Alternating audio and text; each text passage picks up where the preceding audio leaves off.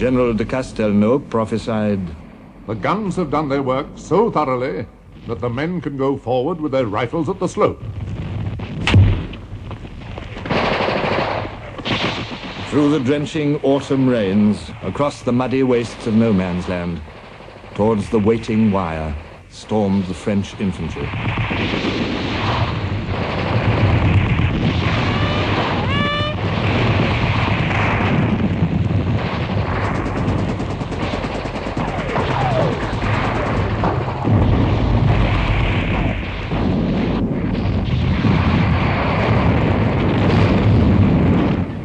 Once again, the wire and the machine guns were the masters. A French airman observed the fate of the infantry. Our first line of attack was still advancing when the enemy machine guns began to crackle. Their sinister tack-tack-tack, like the sound of a sewing machine, was ploughing holes through our advancing battalions.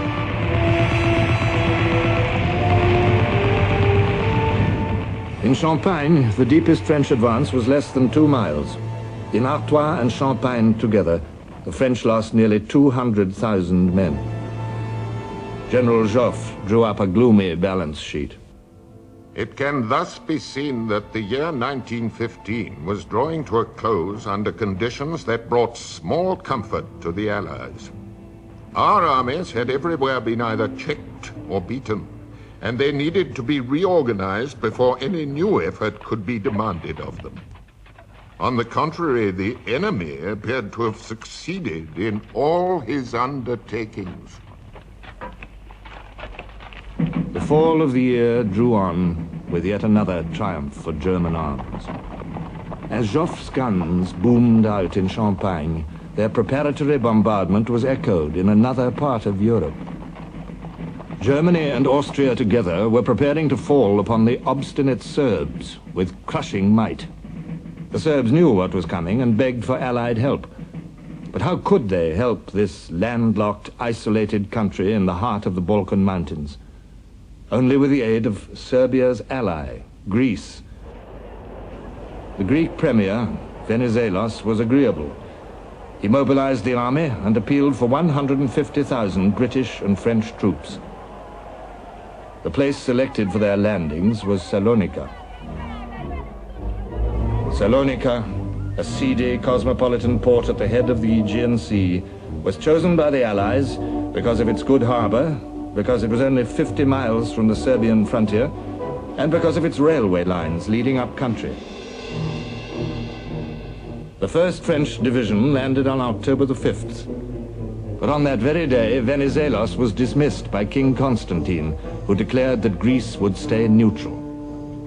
She would not honor her alliance with the Serbs.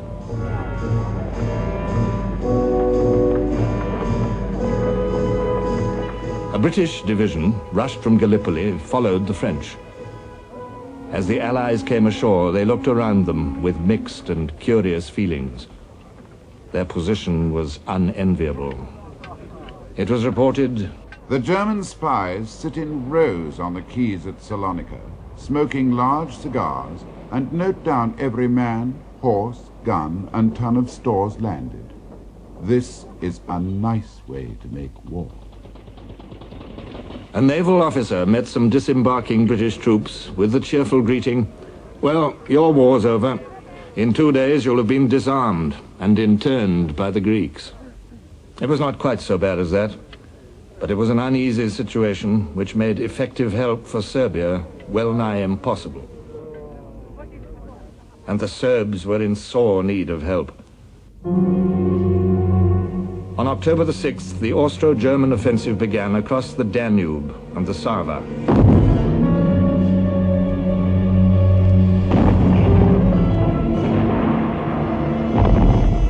On October the 9th, they entered Belgrade, this time for good.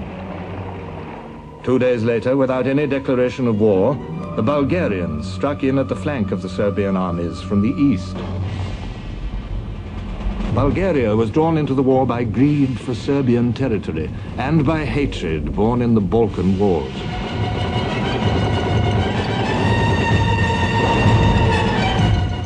All the savagery of those bitter conflicts was revived as her army advanced. No quarter was asked and none was given to soldier or peasant alike in this savage conflict, fraught with tribal hate. The Serbs had no chance. Down towards the frontier of Albania, the remnants of a proud army trudged, out of the dust and mud of the central plain into the barren, rocky hills. An English naval officer from Belgrade watched their retreat. Here was no orderly march of troops. They crawled at snail's pace, staggering, bent to the ground, supporting themselves on sticks. Many were without cap or boots, and their clothes hung on them in rags. Some who were too weak to walk alone were helped along by friends. Many were dying of sheer hunger, exposure, fatigue, and the last stages of dysentery. Here and there was a huddled heap upon the ground, the body of some lad too weak to walk further, who'd turned aside to die. The haunting thing was that their faces were all exactly alike. Starvation had reduced them all to the same mask of pain. The Serbian retreat was more than the retreat of an army, it was the flight of a people.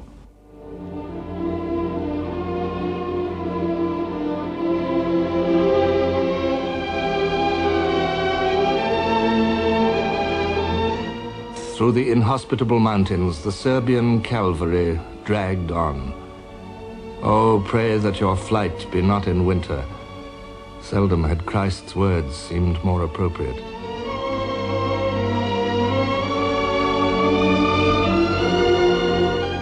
O people who bow down to see the miracle of Calvary, the bitter and the glorious, bow down and pray for us.